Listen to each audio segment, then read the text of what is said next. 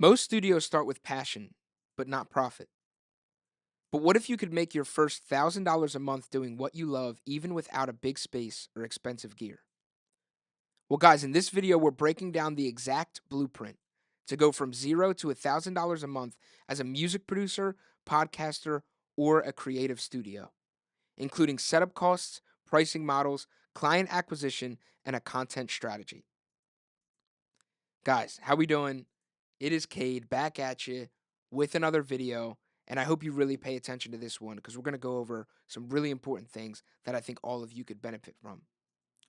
Step one in this model is all about the foundation. You don't need $10,000 worth of gear to make $1,000 a month. The truth is, people are paying for your output, not your equipment. A lot of the people that come into my studio could care less what a Shure SM7B is, which is the mic that I'm using now. A lot of times I use the Rode Pod mic, and that comes out just fine with audio.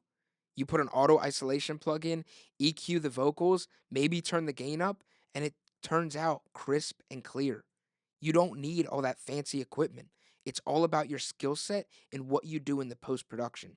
Now, sure, some equipment might be good to spend money on down the road, but in the beginning, these are the things that you really need.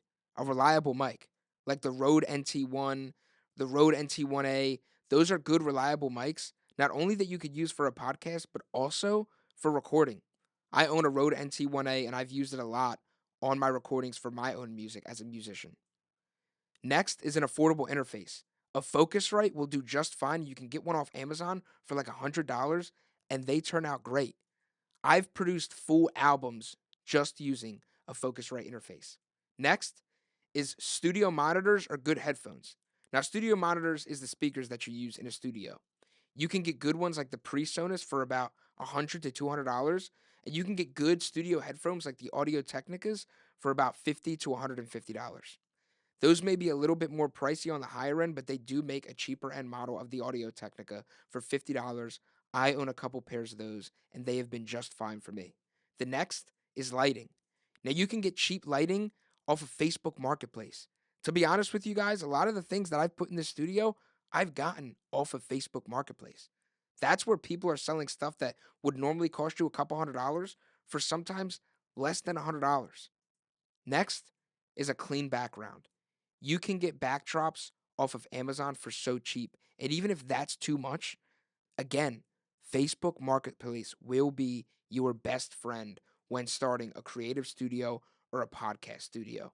Now, I don't recommend buying recording equipment off of anything other than the site where it comes from, like Sweetwater or the Rode site, anything like that, because people could really mess that up. And I've had that happen to me in the past where I bought a microphone off Facebook Marketplace.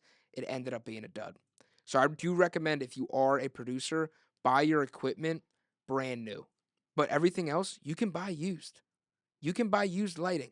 It will save you hundreds, if not thousands of dollars down the road. Next is the offer. What are you actually selling? Most creators make the mistake of being too vague. Studio services don't sell. Podcast editing for local businesses does. You need a clear packaged offer that someone can say yes or no to. Now let's look at three examples. One, a music production starter kit, $250 a session. It's a 2 hour session, mix and master, and behind the scenes clips recorded for content. This is really good for an artist that wants to grow their personal brand but also work on their music, and they can kill two birds with one stone with a package like this. They get a 2 hour session with the mixing and mastering all included, as well as you have cameras set up where you're filming behind the scenes content. And you could use a camera as simple as your iPhone. iPhones now, especially with the new 17 Pro, have camera quality that's almost as good as the cameras I use in my podcast studio. Package two is a podcast production bundle, $400 a month. That gets you 4 episodes, audio cleanup, an intro and outro that you film one time, then put into every episode, and then short clips that you could use Opus clips to clip down a podcast. Now, this is really, really cheap, but because of that, it's going to be an offer that people will take. And that will give you the opportunity. Yeah, it may be cheap in the beginning, but it'll give you the opportunity to learn Work out the kinks in the beginning so that way when you do raise your prices or maybe open up your own studio one day, you know what to look for and what to look out for. Next, clients. Finding your first five is essential. It may sound hard, but I promise you, it is not that difficult. Now, start with your local network. DM artists you know, reach out to local podcasts that you know, small businesses that you know that may want to start a podcast. Churches are a really good place to promote podcasting services to. Um, and even don't be afraid to do some work for free. What a lot of people miss out on is that if they just sacrificed in the beginning and did some work for free and actually did a good job and treated it as if they were getting paid premium price for it, that could create long-term business relationships and grow your business just via word of mouth. And word of mouth is still today and will always be, in my opinion, the best form of marketing there is. So you might have to sacrifice, maybe do a couple $1,000s worth of free work because really all it's costing you is your time. But if you really want to be successful down the road, and this is something that I did, don't be afraid to do free work for people because just those testimonials and reviews that you use to market your personal brand and your business will be valuable to bring on clients down the road that you could charge an even more premium price for because you did the work for free in the beginning and you worked out all the kinks and learned. So that way, when someone pays you maybe $2,000 a month for 4 podcasts, that you're giving them a product that is worth that. Now, fourth and the most important part, in my opinion, is content. Turn your work into marketing. Here's the secret to steady income: your work creates your marketing.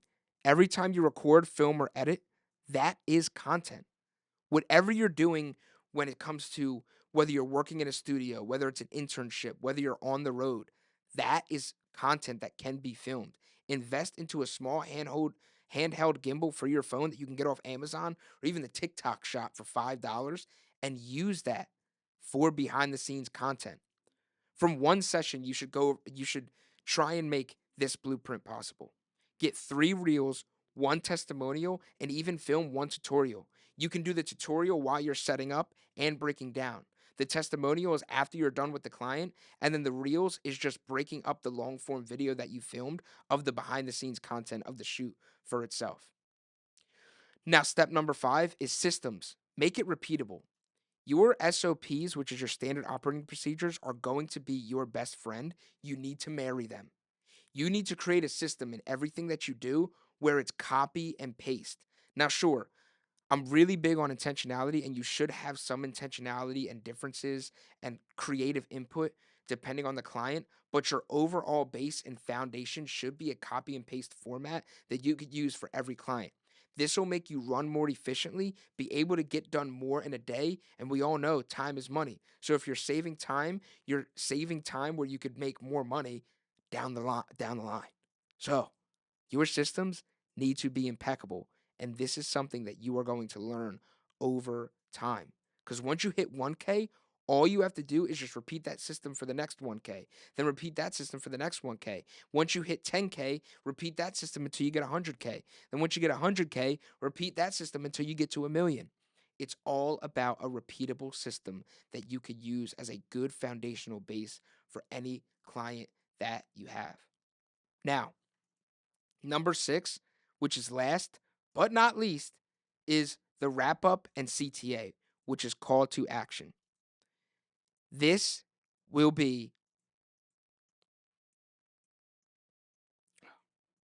now, we've gone over a lot of things in this video, but let's recap. Step 1, start simple with smart gear. It's not about what you got, it's about what you do with what you got.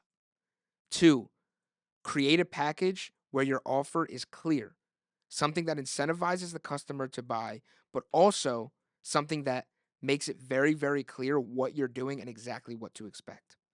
Step 3, find your first 5 clients. You could do this by accessing your local network, friends and families, local churches, small businesses in your town. Step 4, turn every project into content.